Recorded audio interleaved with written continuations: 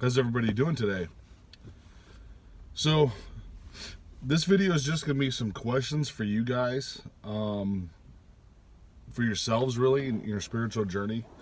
And the reason why I'm asking you these questions is so you can kind of get that, maybe that seed planted in your mind that for you to start doing your practices and your meditation and stuff like that. So, I talked about all the stuff before, and what I'd like to start off with is, what is your attachment style? And when I say style, I mean what is it that you're attached to? Are you attached to certain emotions? Are you attached to certain outcomes? Are you attached to certain habits or OCD? People?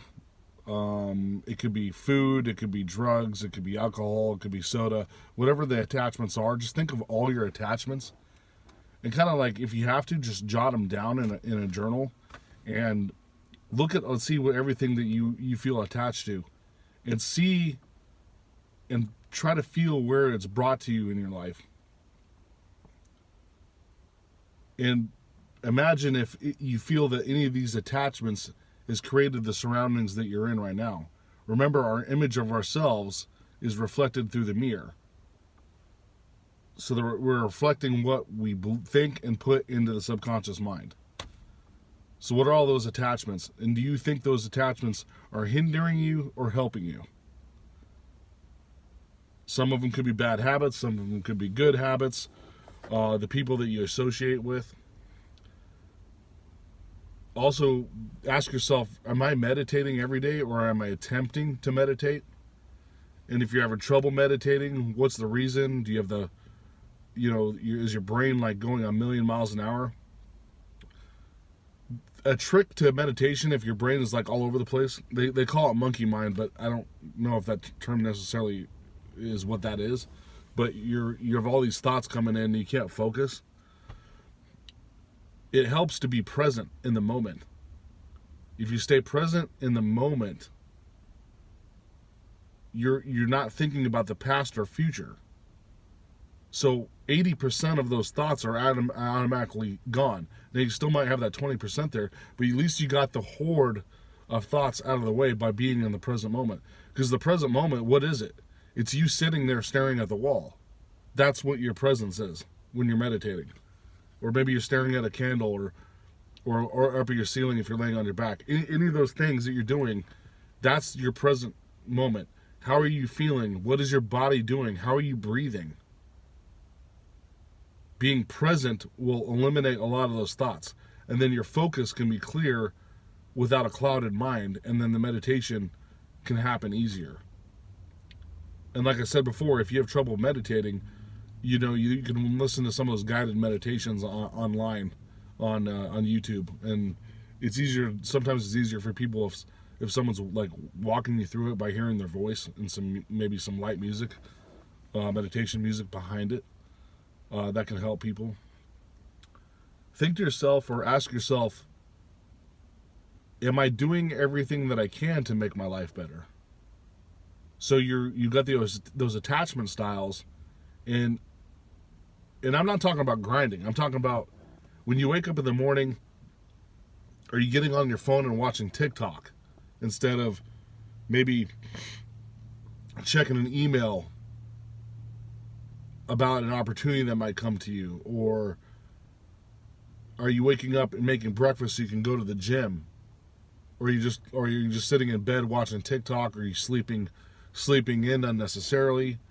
Good rest is important, but sometimes people oversleep just because you might feel depressed. You have depression, so you just want to sleep because you're just like, what's the point of getting up? Are you moving in the direction for your prosperity? If you're not doing anything, you might not be doing anything to make your life better. Now, if you wake up in the morning and you're doing like a 2-hour meditation, well, good on you, because that's beneficial. Or you wake up and do yoga, Tai Chi, workout, go for a run or walk, whatever the case may be, then you're writing down in your journal what you would like to accomplish, or your vision work, or you're making a vision board of the stuff that you want to manifest, like the house that you want. You have a picture of it on a large poster board, the Lamborghini, the watch, the furniture that's in the house, whatever those cutouts are, maybe locations that you take a vacation on. Are you working on these things? Are you looking at it? Or are you just flipping the channels for your entertainment on TV and not even paying attention? And we're all guilty of this, trust me. I'm guilty of it too. Sometimes I'm just like, man, I already watched one movie today. I find myself clicking on the next movie. But I'm like, wait a second, no. Let's take a break here and try to do a meditation instead of just feeding myself like bland entertainment. Because that's not going to be going in the direction of where you want to be. And it's a form of taking action, but it's not grinding. Grinding is not what I'm talking about. It's being present and applying the things that you know to make your life better. Whether it's you jot down more ideas for your business, or what can make your business better, or how do you get out of that job so you can start your own business. And a lot of us have a lot of, there's not much time on our hands. You might have children, and you're taking them to appointments, and you go to your job and all this stuff, so there's a limited amount of time. But when you make the small changes, you don't necessarily have to do it all at once. You can make small changes. Like, if you haven't been working out, you take 25 minutes a day and start working out. Let's say you're not doing anything else in your spiritual practices, and you're not even working out. Well, now add 25 minutes of your day to start working out. That clarity from that working out will actually give your mind scope and clarity to take time to start meditating. Like the dynamic and design of success is kind of like the same for everybody. If you're feeling good and you're exercising, it puts your mind in mental clarity, so you can start doing the meditations. You can start going for the walks. You feel motivated to maybe start a job, or maybe you're thinking clearly, and then it starts going into your diet. You start changing your diet. Man, I'm working out a lot, but I feel like crap all the time. I need to start changing my diet. The path of success can be many paths, but you can take many. What am I trying to say here? You can take many paths, but they all kind of go down the same tunnel, if that makes sense. One affects the other. Meditation will make you want to start working out. Meditation will make you want to start dieting. Having a spiritual journey, you'll want to start, eating better. Even if it's not perfect, like you'll start making changes. Like, man, I need to get more vegetables in. Or, man, I need to start eating more fruit or drinking more fruit juice instead of drinking sodas and stuff like that. Now, I'm saying this as a diet expert, but I'm saying, like, a lot of people that are on spiritual journeys have a tendency to start changing their diet to get better nutrition. It's coincided, and so is the exercise. And then you start doing meditation. Then you start doing the grounding. It becomes a habit, and that becomes your new attachment. Your success mode will become your new attachment style instead of your failure mode, which we all have suffered from. Are you where you want to be in life? Do you look the way you want to look? Do you dress the way you want to dress? Your self-image, like in the Matrix, Morpheus said to Neo, this is a digital self-image representation of yourself. When they were in the Matrix, Neo dressed himself in this nice clothing with cool sunglasses. His hair was done perfect, and he looked like a successful individual in the Matrix, because that was his reflection of what he was believing himself to be. All the characters were like that. Morpheus had the 3-piece suit, but with the leather trench coat over the top. He looked really cool. He was dressing elegant. A lot of them were dressing elegant. I'm not saying that that's what you have to do to have a good image, but that was the digital projection of their image. The same thing happens here because you're in a simulation. You see some people dressing phenomenal and some other people dressing like crap.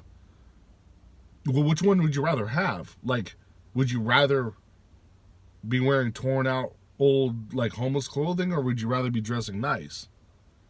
It's just an option. I don't judge either way. When I look at people and they're dressed a certain way, I don't really judge them for where they are, because I know everyone's on their spiritual journey. That's why I don't judge. But to put yourself in to dress nice or nicer shifts you in that mode of success and abundance. I'm not saying it has to be all the time, but I noticed when I started changing my attire and started dressing better in general, I felt shifts happen with abundance, and a little bit more money started coming in, and the way people were perceived me was different too. Now, I'm not saying you have to do it all the time. And demographic area also plays a part in. I live in Arizona, so it's like 110 degrees like half the year, so you kind of have to dress in some sort of shorts and t-shirt a lot of times, otherwise you're really hot. But not all of you live in an extreme hot climate. But either way, like, are you spending all your time outside, or are you spending it inside of an air-conditioned building? So it's stuff like that. And I'm just saying this because it's the image of yourself. If you're dressing successful, that automatically puts in your mind and the subconscious mind that you are a successful person, because that is the attachment to that clothing and image is attached to success.